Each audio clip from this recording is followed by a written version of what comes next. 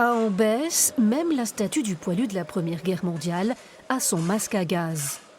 Aujourd'hui encore, la prévention du risque fait partie du quotidien des 3200 habitants.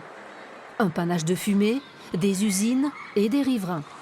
Cet ouvrier agricole travaille à 2 pas de l'entreprise chimique Yara. On y fait avec. Tant qu'il n'y a pas de problème, on vit très bien à côté, il n'y a pas de souci.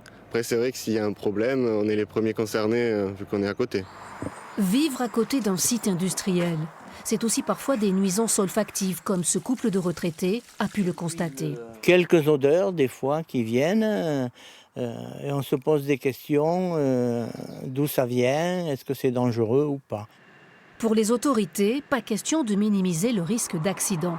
Les entreprises stockant d'importantes quantités de produits dangereux sont régulièrement contrôlées. On intervient le plus fréquemment possible sur le terrain, sur les Céveso seuil haut, donc les sites qu'on a notamment à Ambès et Bassins, on les inspecte à minima 1 fois par an. Notre objectif est vraiment d'être le plus possible présent sur le terrain pour vérifier finalement que toutes les prescriptions qu'on peut avoir sur ces installations sont respectées.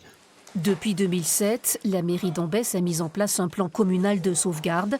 Il est actualisé périodiquement. Chaque commune a obligation d'avoir, on le disait tout à l'heure, un PCS, un plan communal de sauvegarde pour agir en fonction d'un événement donné. Et on a obligation de distribuer tous les 2 ans un document d'information communale sur les risques majeurs. Est-ce que la population est suffisamment informée? J'ai envie de dire, on ne l'est jamais assez. Une information d'autant plus importante que la zone industrielle du Bec d'Ambès concentre à elle seule 7 sites classés Céveso.